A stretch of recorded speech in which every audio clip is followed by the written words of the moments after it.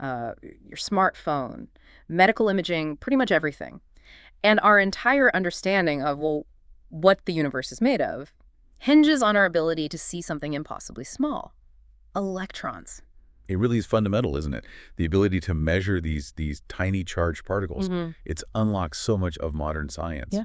And technology, too, of course. Exactly. And that's what we're plunging into today. This is our deep dive into the really ingenious methods scientists and engineers use to actually measure and detect these things. And you, our listener, you gave us some fantastic material on this, outlining the technical side of how it's all done. We really appreciate that. Yeah, it's quite something. The creativity involved in probing something so small, Yeah. it's amazing. The principles, the tech, it's a real testament to, human ingenuity. Right.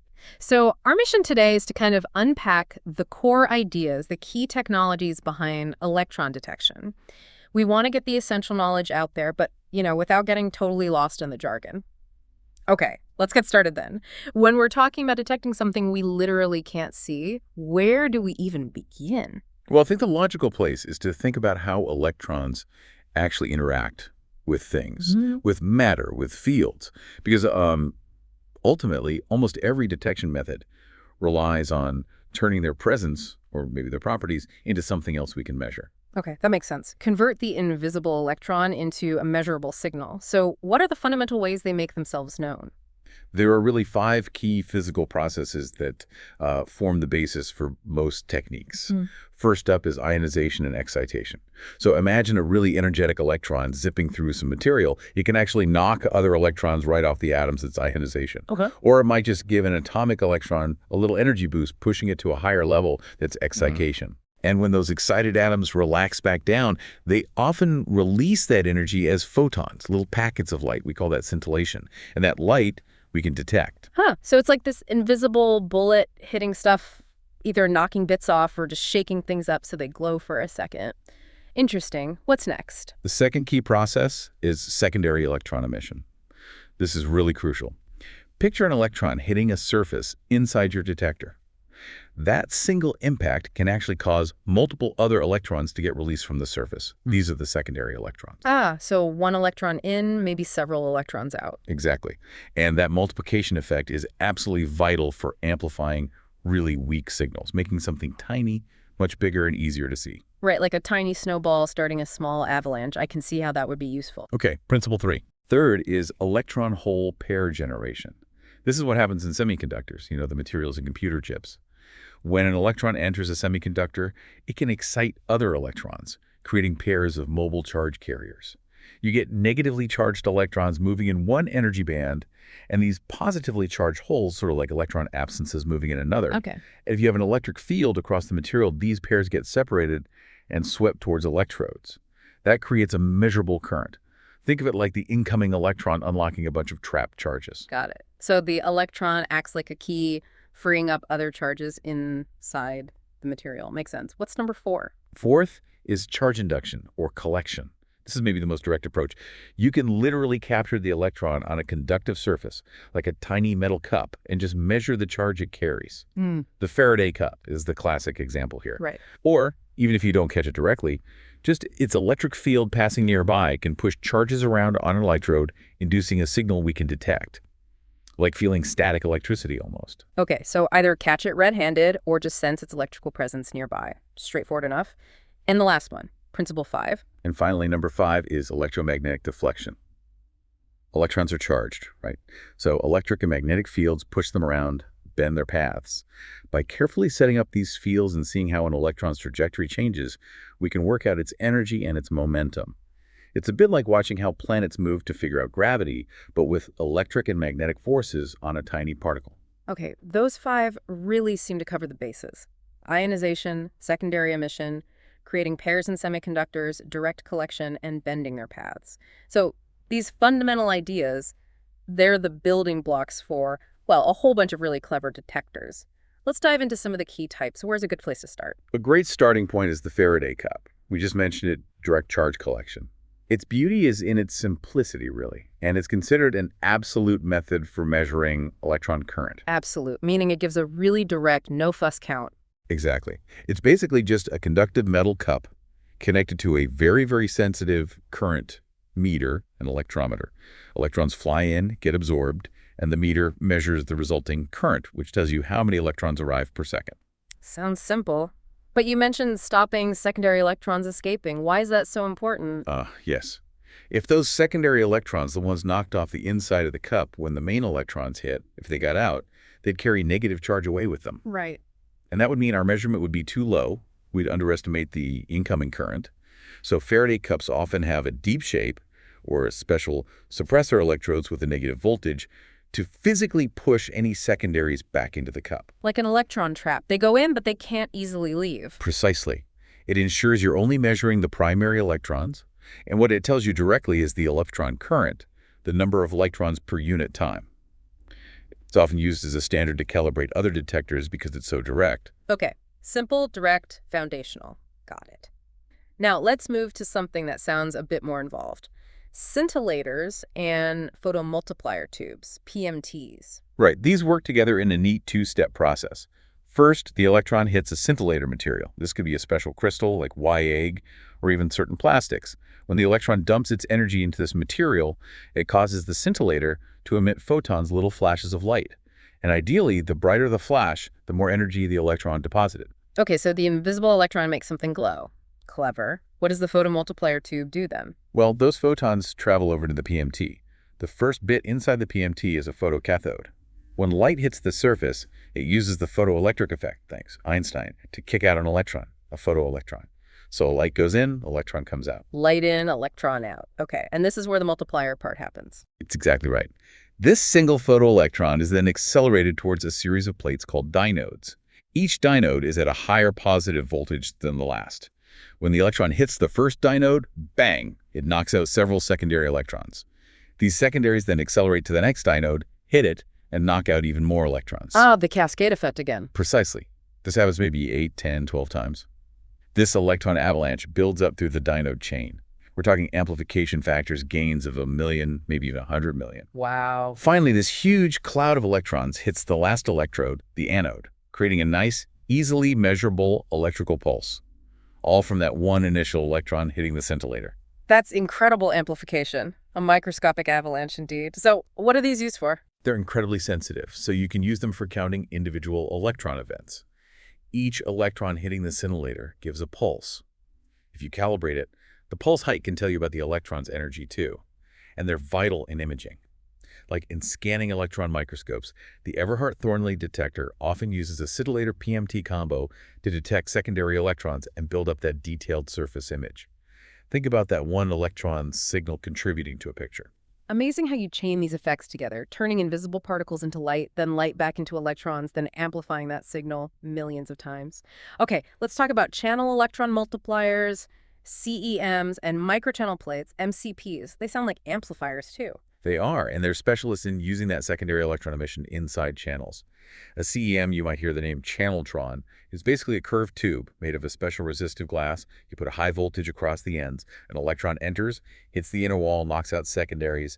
The electric field pulls them along the curved path. They hit the wall again, make more secondaries. This avalanche just cascades down the tube. So it's like the PMT dinode chain, but happening continuously along the wall of one tube. Exactly. A continuous dinode, sort of. And you get a big output pulse for each electron that goes in. Gains are similar to PMTs, easily millions. Okay. And microchannel plates, MCPs.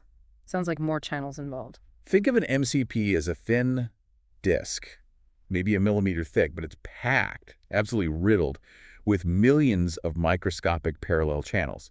Each channel is maybe only a few micrometers wide. Millions? Yeah. And each tiny channel acts like its own independent CEM. You put electrodes on the front and back faces, apply a high voltage, and when an electron goes into any channel, it starts an avalanche inside that specific channel. So millions of tiny amplifiers working side by side on one plate. That must give a huge signal, and fast. It does, and the really powerful thing about MCPs is spatial information. Because you have all these separate channels, if you detect where the amplified electron cloud comes out the back of the plate using something called a position-sensitive anode, you know which channel it came through, and therefore where the initial electron hit the front surface. Ah, so you get location information too. Exactly. Location, and they are incredibly fast. Very short response times. Makes them perfect for capturing quick events and seeing where things are happening. So huge gain, position sensitivity, speed. Where do you typically find these? Oh, all over. detecting electrons, but also ions and UV photons. Mass spectrometers use them to identify molecules. Surface science experiments rely on them. Spacecraft instruments use them to study charged particles. And that fast timing is crucial for time-of-flight measurements. You time how long it takes particles to fly a certain distance.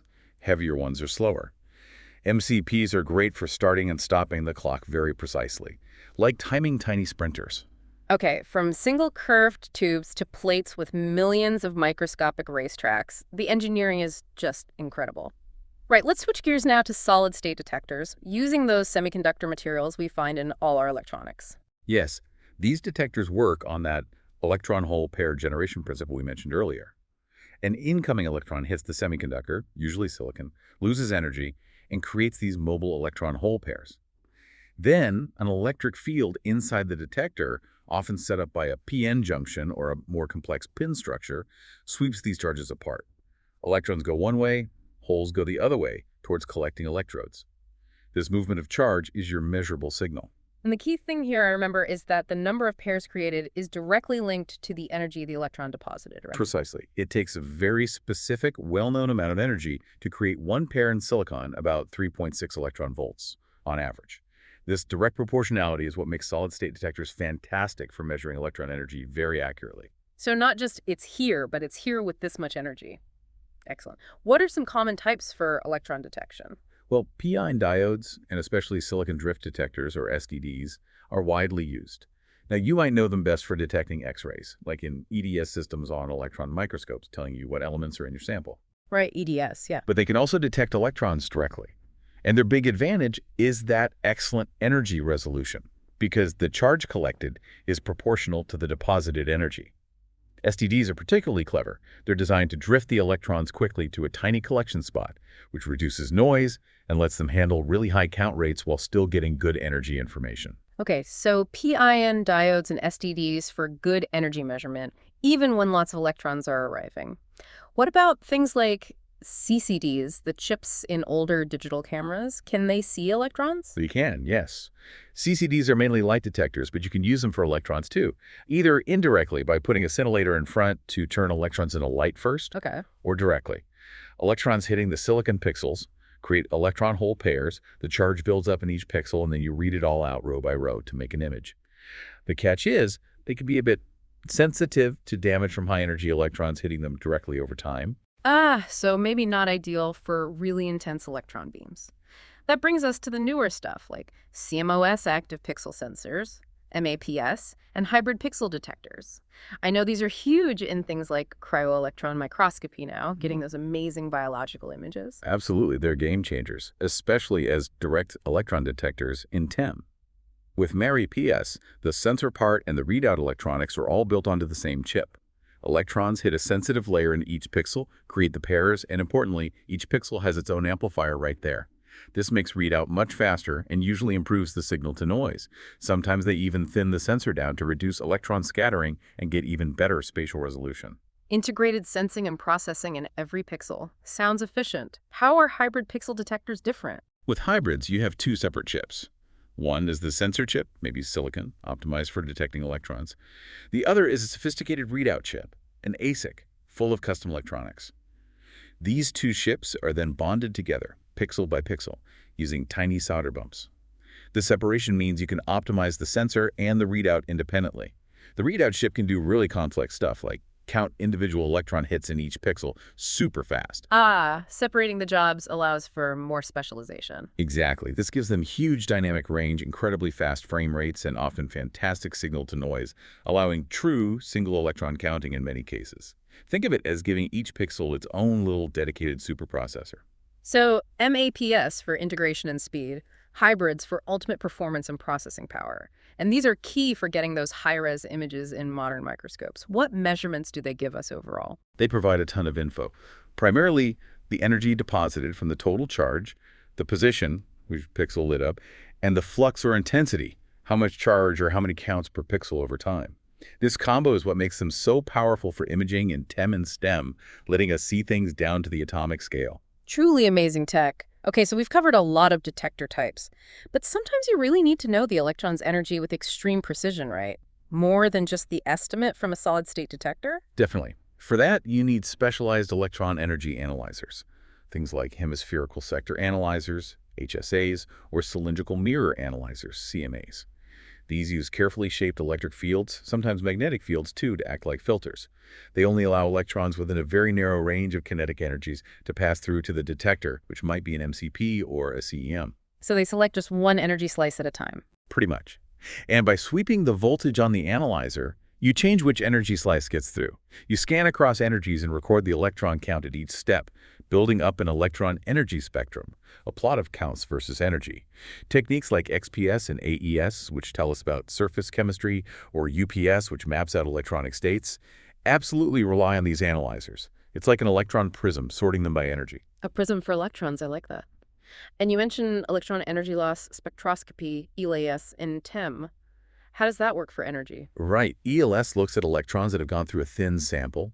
As they pass through, they can lose specific amounts of energy interacting with the atoms. After the sample, the electrons go into an electron spectrometer, often using a magnetic prism, which spreads them out based on how much energy they lost. A detector, maybe a CCD or a direct detector, records this energy loss spectrum. From the specific energy losses, we can figure out what elements are there, how atoms are bonded, things about the electronic structure. It's like the electrons are giving us a detailed receipt of their interactions inside the material. A receipt of energy spent. Very cool. Okay, energy covered. What about momentum? That seems even trickier to measure. It is more specialized, but techniques like angle-resolved photoemission spectroscopy, or ARPs, do just that. You shine light UV or X-rays onto a sample, kicking out photoelectrons.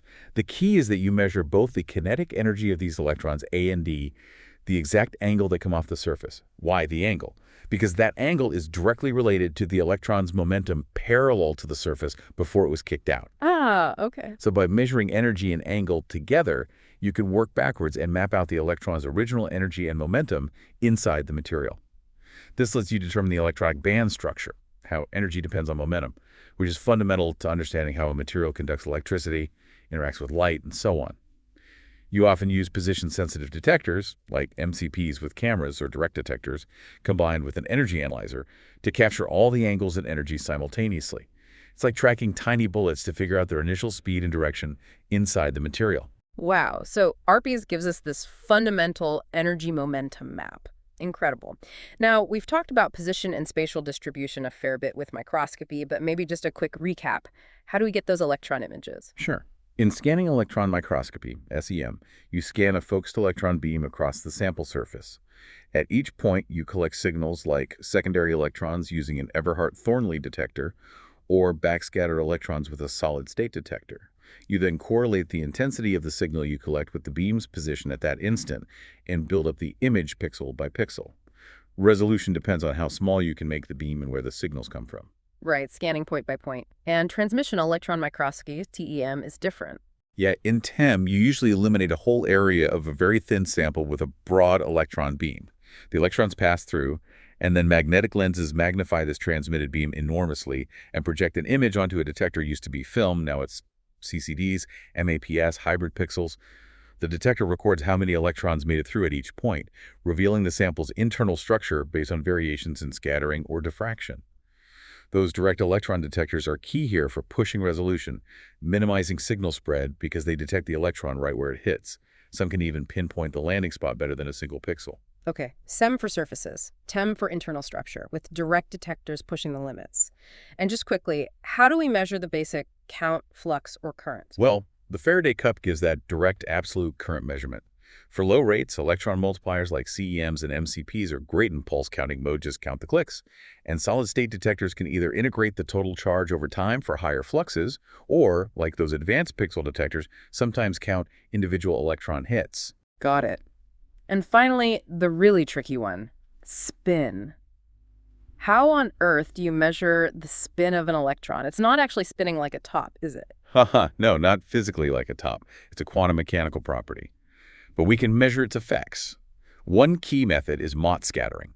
You shoot electrons at a thin foil of a heavy element, like gold. Because of something called spin-orbit interaction during the scattering, Electrons with spin up and spin down tend to scatter preferentially to different sides at specific angles. Ah, so the spin influences where they go. Exactly. So you place detectors at those specific angles, measure the difference in the number of electrons scattered left versus right, for example, and that tells you about the spin polarization of the beam. There's also spin polarized photo emission, which is like ARPs, but adds a spin analyzer, often using Mott scattering to determine the spin of the photoelectrons as well. Crucial for magnetism research and spintronics. It's still amazing you can measure that quantum property. Okay, so we have all these detectors measuring all these properties. But the raw signal isn't the end of the story, is it? There's signal processing and data acquisition. Oh, absolutely vital. That initial electrical blip from the detector is usually tiny and needs serious processing. You start with preamplifiers to boost the signal without adding too much noise. Then shaping amplifiers clean up the pulse shape, optimize it for analysis, improve the signal to noise. Discriminators help cut out low-level background noise by only passing signals above a certain threshold. Okay, making the signal bigger and cleaner. Then you need to digitize it. Analog to digital converters, ADCs, measure the height or area of the pulse, which often relates to energy, and turn it into a number for the computer. Right. If timing matters, time to digital converters, TDCs, measure arrival times with incredible precision.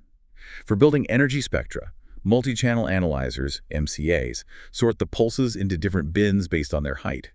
And of course, for microscopes, you have complex image acquisition systems, grabbing all the pixel data and assembling the final image.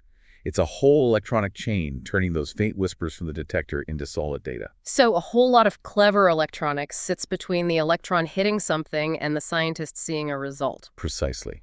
You can't underestimate its importance. Well, this has been just fantastic, a really deep look into how we actually see electrons. We've covered quite a range of principles and technologies, haven't we? Each one pretty ingenious in its own way. Definitely. And it highlights how the choice of detector isn't just random. It really depends crucially on what you want to measure: energy, position, count rate, spin, whatever, and the specific scientific question you're trying to tackle. Yeah, and it's clear things are moving fast. Yeah. Especially with those direct electron detectors we talked about. They seem to be constantly improving sensitivity, speed, resolution, really pushing what's possible. We really are. And often these aren't just small steps. They're enabling totally new kinds of experiments, things we couldn't even dream of doing just a few years back. It's a very exciting field. So to kind of wrap up our dive, we went from the basic ways electrons interact, ionization, secondary emission, pair production, collection, deflection, to the clever devices built on those ideas. Faraday cups, scintillators, PMTs, CEMs, MCPs, all those amazing solid-state detectors. And then how we use them, often in combination with analyzers or spectrometers, to measure specific things like energy with EELs, momentum with RPs, position in microscopes, or even that quantum spin property. And it's having that ability, that incredibly refined capability to detect and measure electrons, that really forms the foundation for so much modern science and tech. From designing new materials atom by atom to understanding how proteins work in our bodies, it's just fundamental. Absolutely. So thinking about that and how vital electron detection is, what future breakthroughs in just detecting electrons do you think might have the biggest ripple effects, say in medicine or materials or even understanding the universe? Ooh, that's a great question to think about. Well, I suspect we'll see even faster, more sensitive direct detectors, maybe allowing us to watch chemical reactions or biological processes happen in real time at the atomic level. That would be huge. Maybe breakthroughs in spin detection could really accelerate spintronics, leading to new kinds of computing. And, perhaps there are entirely new ways to detect electrons based on quantum effects or other principles we haven't fully harnessed yet. They could just blow the doors open on sensitivity or the kind of information we can get. Lots to look forward to, sounds like. Well, thank you so much for walking us through all of that intricate detail. It was fascinating. And thank you, our listener, for suggesting this topic. It really gets to the heart of how we probe the world around us. Yeah, it was a pleasure. Really essential stuff. Until our next deep dive.